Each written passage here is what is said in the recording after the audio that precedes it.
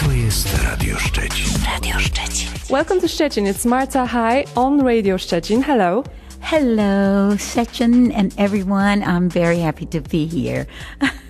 Yeah, so you are playing in Szczecin, but you are also playing some shows in Paris. And I read that once you said that you feel a special connection to Rome. Do you have any other favorite European places? Oh, yes, I do. Well, you know, I don't know if you know it or not, but I did live in France for about 6 years. I don't know how to speak French, unfortunately. I know that's a bad thing, but I lived there, but I really enjoyed being there. Yes, I do love Rome. I love Rome very much. Like I said, I have some strange feelings when I'm there, as if I've been there before, you know. And but my favorite place, and which will be my home very soon, is in Spain, Malaga, Spain. And I'm so looking forward to that. Well, that sounds impressive and warm.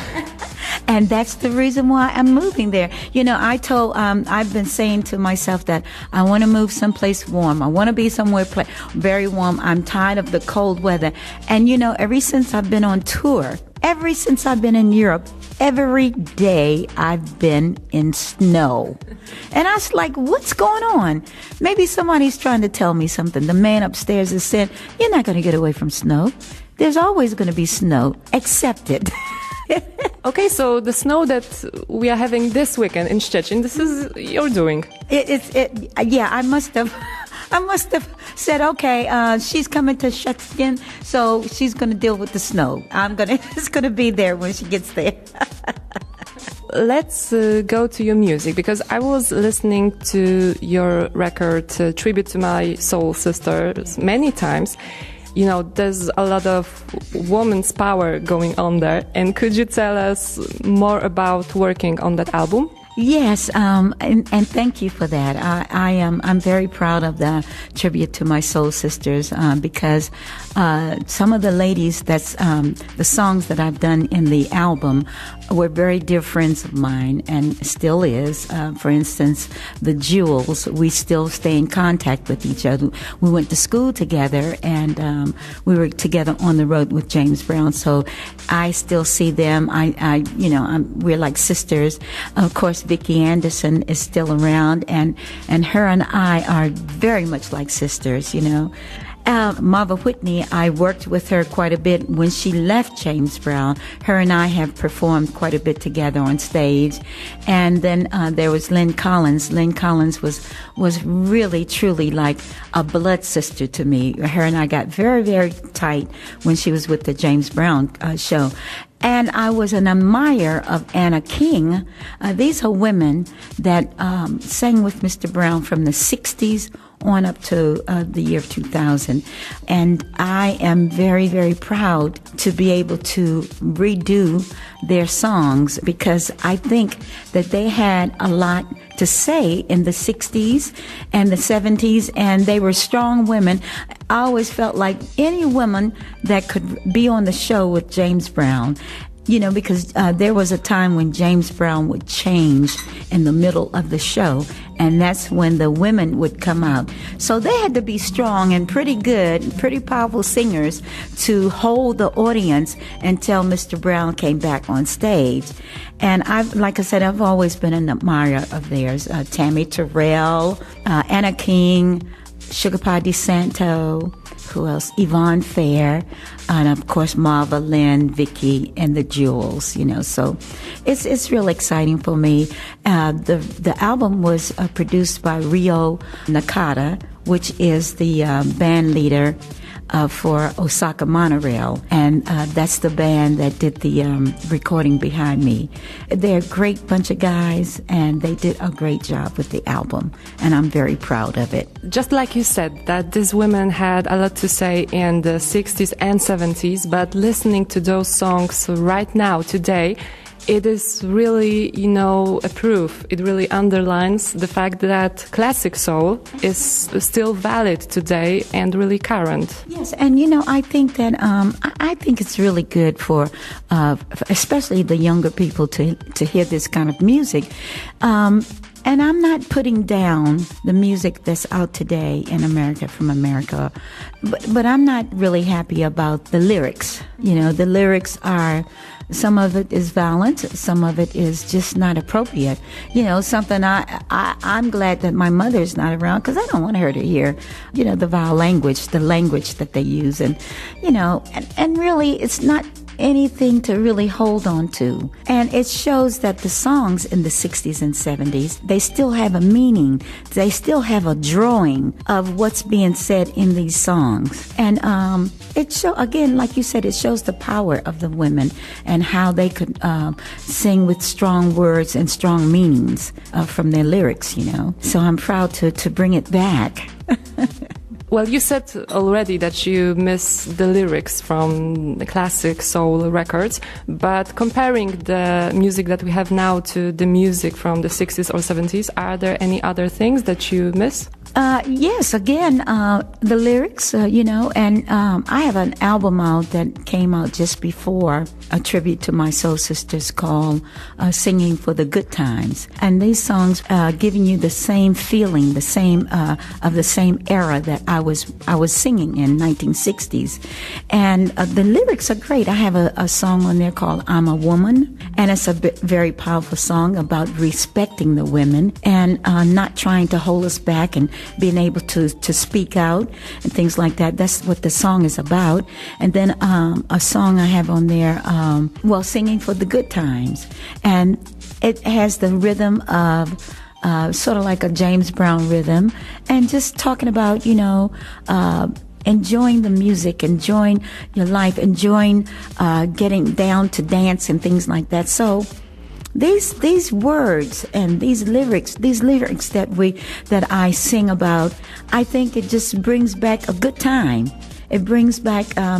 I sang at a show in Switzerland the other day, and I had a request to sing my song, I'm a Woman. And I was like, oh my goodness. Well, the band that I'm performing with, they didn't know the song. But the lady said, please, please, please sing the song. And I sang it a cappella. And the people were really, really excited about it because they loved the words. She said she loved the words. It makes her feel good inside of someone singing about women and finally giving us some good points about what we do and how we feel, about life and things like that. You mentioned the Jewels. When you started there, you started as a background singer, and then, just after some time, you became like the main voice singing with James Brown. Was it a difficult transition for you, or maybe was it easy? No, it wasn't easy because when we, the Jewels, when we joined Mr. Brown, I was still a background singer then. And after being with him, maybe about 6 months after being on the road with him, he chose for me to lead a song. And I was like, oh my God, no, I can't do this because I'm a background singer, And that was my very first time in leading. And it was strange, the song that he chose for me to sing, Don't Mess with Bill, I was actually dating a gentleman by the name of Bill. So, I said, okay, it was a challenge and I wanted to do my best, and it turned out really well. And from that point on, I began to do some leading. And now, shortly after that, that's when the Jewels decided they wanted to go home, from working with Mr. Brown. So I remained there, and I went to him and said, Mr. Brown, I don't want to leave now. I was wondering if I could kind of stay and work with you. He said, Miss I didn't fire you. You can stay right here, work with me as long as you want to, and be my background singer. So that was a big thing for me to stay with him and work with him, So that's what I did. And then through the years, he started bringing other female singers and around me, and sort of like formed different groups. It was Martha High and the Lasers, Martha High and the Soul Twins, things like that. And so it was a pleasure, and I began to feel much more relaxed in becoming a lead singer. I still was a little nervous, but having other singers with me, because I feel like I'm a harmony connoisseur. When it comes to doing harmony for any song, I can put it together, I can do it and everything. So it was fun. It was fun, and it led me to where I'm at now. And I'm very, very grateful for Mr. Brown and for him putting me out front. And then when I did my first album, I was really afraid, and I thought the session was for Mr. Brown, that I was going to do background. Come to find out, it was my session. I was so scared, and I refused to do it. And I said, "Oh, no, I can't do this. I can't. I'm not prepared. I'm not ready." And so he told me, "You do it now, or you never do it. This is your time now. You do it right now, or forget it." So I was like, "Oh my gosh." So I got myself together, and I did the album. And again, I'm very thankful for him. Yeah, but you also started talking about people who joined you on stage. And looking back on your amazing career, there were many moments and concerts that I would personally love to watch. But there was this one moment when you were on stage with three legends, with James Brown, Prince, and Michael Jackson. Could you tell us more about this night? Yes! That was an exciting night for me, too. It was at the Beverly Theater in L.A., California. And Mr. Brown was performing, and then all of a sudden, and I had no idea that Michael Jackson or Prince was in the audience, but all of a sudden Mr. Brown called Michael Jackson to come up front. He came on stage, and he did his thing with Mr. Brown and danced and everything. And then after that, he kind of strolled over where I was at and whispered in my ear, and he said, "Oh, I love your voice." He said, "You have a beautiful voice. You sing very well." And then kissed me on my cheek. When he kissed me on my cheek, I was looking around. I said, "Anybody got a camera? Somebody's taking a picture of this?" I was so excited. I was like one of his fans, and it was just one of the most exciting times of my life, And then after he left, Prince came on the stage, and he performed. And when he was leaving, he thought that it was a lamppost, a real lamppost on the stage, but it was just a prop. And he started climbing on this prop, and the prop started falling towards the audience. And luckily, his bodyguard was, as soon as the thing came all the way down, he was right there to catch him. And he put Prince on his back and took him up there through the aisles like piggyback. That was really a funny time. But it was great. It was a great night. Yeah. Well, this performance is on YouTube, so everybody can see. Yes, it is. Yeah, especially the part where he kisses me. Yeah, I've seen it. I envy you. Yeah, it was really cool. Well, anyway, we talked about snow, we talked about winter. You are visiting in winter time. And of course, I have to ask about summertime and the song that you did with James Brown. How did you, prepare this version, record this version? I didn't. I wasn't supposed to perform with him. I wasn't supposed to record. I was just there with him because, I was Mr. Brown's hairstylist for about 15 years. And so I just traveled with him to the studio and sitting there waiting for him to sing the song. And he called me into the booth and said, "Come on, Miss High, you're going to sing the song with me." I said, "Oh, no, I'm not. No, I'm not going to do that." And he said, "Come on, Miss High, I want you to perform this song with me." I said, "Mr. Brown, I don't know this song. I'm not prepared." He said, "Oh, yes, you are." He said, "Anybody can sing Summertime." And I was like, oh, my gosh, here I go again. It seems like any time that I sang with him as another artist or something, it was always a surprise. I was never ready, but then I had to get ready. I just had to sing the song. And when I sang the song with him, I said, "Mr. Brown," when I listened to it, I said, "Mr. Brown, I need to do that over again. I think I could do it better." He says, "Oh no, we're not gonna record it again. This is fine." Duh. I said, okay, well, he knows best, And then I listened to it over and over again, and I said, okay, this is cool. I like it, so that's the way that happened. Because it was spontaneous. It sounds great. Yeah. And believe it or not, every summer, Miss I, we're gonna do the song on stage. It's summertime, so we're gonna sing Summertime. I said, yes, sir, okay. We never sang the song together. Never on stage. Never. And I was so disappointed because I said, oh yeah, this summer we're really gonna sing it. We never did. But it was good though. So it's great you recorded it. Oh yeah, absolutely, yes. I was also talking with Fred Wesley, and he mentioned that one of the things that really made James Brown's band so great was discipline. But he also talked about, working in the studio for long hours, like whole day, then whole night afterwards. Do you have a similar experience? Oh, yeah. Well, sometimes, like it was a spare of the moment, after the show, he seems like he would get these ideas and he'd have his manager or somebody to call a studio wherever we are, because he loved recording in, Cincinnati and Washington, D.C., Atlanta. He loved performing in these different studios. And if he had an idea, he would say, let's go into the studio, after the show, in the middle of the night. We're in studios recording, not only just recording, but a lot of times after the show, he might want it to rehearse again. And there we were, in the place that we performed, rehearsing 2 and 3 hours after the show.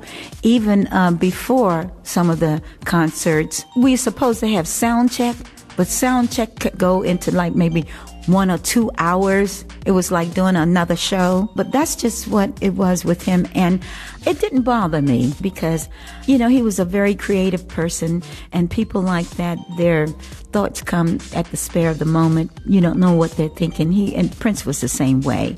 And we'd go into the studio and record. He had these ideas and he would know what he wanted to give to the drummer, and then to the bass player, then the guitar, he goes down. Then he even hummed his parts to the horns.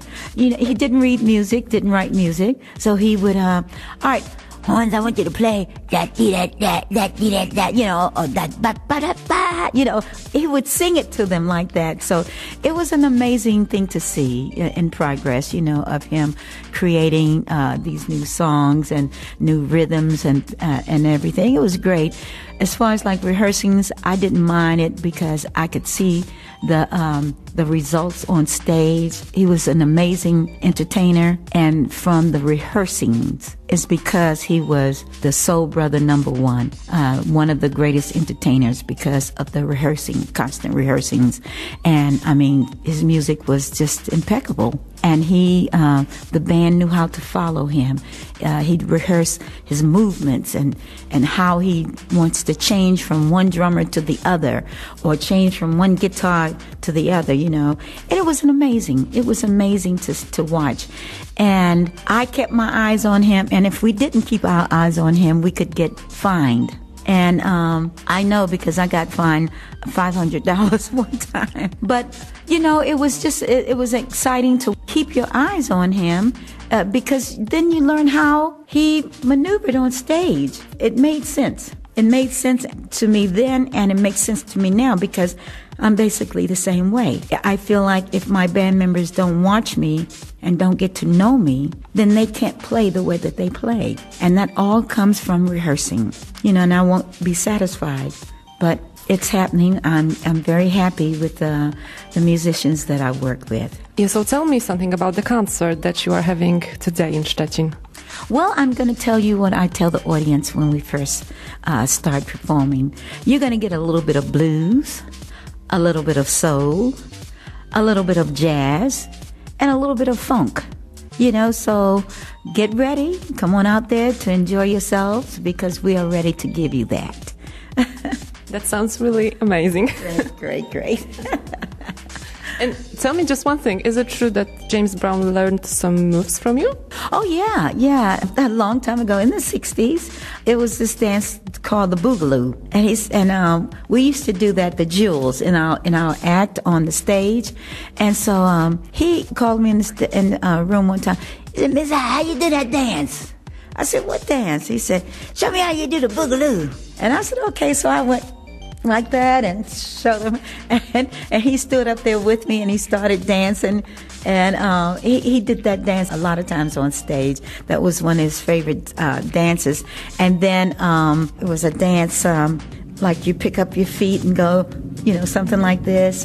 He learned that one. And then a lot of times on stage when I was with him after the 60s and everything, him and I would dance together on the stage a lot. Yeah. So it was fun. Oh my God, I just love listening to you talking about him, and your impersonation is so fabulous, really. Thank you. But anyway, this January marked your 18th anniversary of singing on your own.